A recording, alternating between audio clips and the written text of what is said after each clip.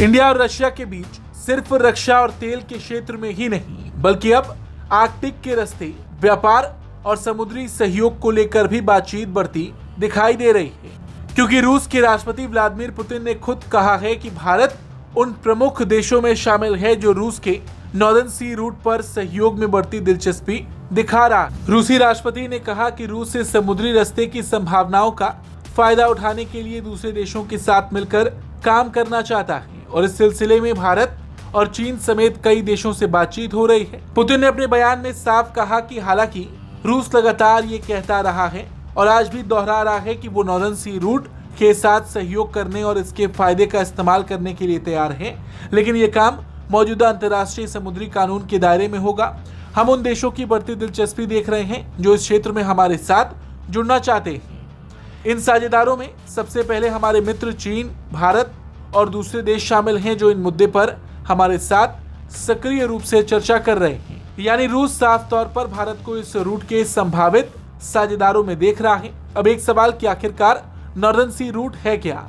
देखिए नॉर्दर्न सी रूट रूस के आर्कटिक तट के साथ साथ गुजरता है और आर्कटिक महासागर के रास्ते अटलांटिक और प्रशांत महासागर को जोड़ता है। आसान भाषा में ऐसे समझिए कि यूरोप और एशिया के बीच जहाजों की आवाजाही के लिए आज सबसे अहम रास्तों में से एक स्वेज नहर है, लेकिन एनएसआर उत्तरी दिशा से एक छोटा समुद्री रास्ता उपलब्ध करा सकता है।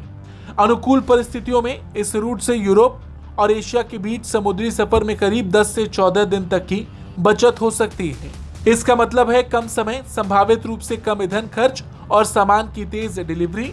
लेकिन ये रास्ता इतना आसान नहीं है। एनएसआर सुनने में जितना आसान लगता है, जमीन पर उतना ही चुनौतीपूर्ण है।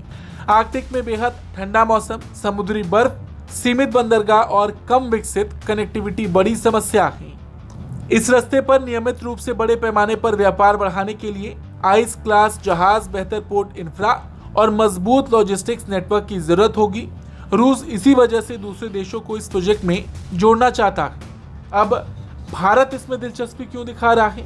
देखिए, भारत रूस से बड़ी मात्रा में ऊर्जा खरीदता है। अगर आर्कटिक क्षेत्र में समुद्री कनेक्टिविटी और लॉजिस्टिक बेहतर होते हैं तो भविष्य में रूस से भारत तक ऊर्जा और दूसरे सामान की सप्लाई के नए विकल्प बन सकते हैं। इसका एक रणनीतिक पहलू यह है कि रूस के सुदूर पूर्व और आर्कटिक क्षेत्र में चीन की आर्थिक मौजूदगी लगातार बढ़ रही है। ऐसे में रूस के लिए भारत की भागीदारी एक संतुलन बनाने के लिहाज से उपयोगी हो जाएगी।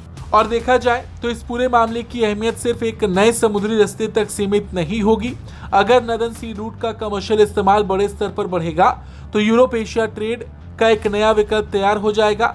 रूस को अपने आर्कटिक क्षेत्र में निवेश और व्यापार मिलेगा, जबकि भारत को भविष्य में ऊर्जा और सामान की आवाजाही के लिए एक अतिरिक्त समुद्री विकल्प मिल जाएगा।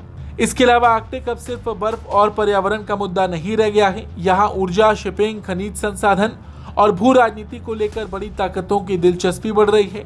पुतिन ने आर्कटिक में बढ़ते प्रभाव को लेकर भी चेतावनी दी और कहा कि इस क्षेत्र में कृत्रिम तनाव पैदा किया जा रहा है। उन्होंने नेटो के विस्तार को भी भू राजनीतिक घटनाक्रम से जोड़ते हुए कहा कि रूस अंतर्राष्ट्रीय साझेदारों के साथ नॉर्दर्न सी रूट पर मौजूदा समुद्री कानून के तहत सहयोग के लिए तैयार है। यानी भारत के लिए नॉर्दर्न सी रूट में दिलचस्पी का मतलब सिर्फ छोटा समुद्री रास्ता नहीं बल्कि भविष्य के ट्रेड रूट, ऊर्जा सुरक्षा और आर्कटिक में बढ़ती अहमियत से जुड़ा एक बड़ा अवसर है। ब्यूरो रिपोर्ट, भारत तक।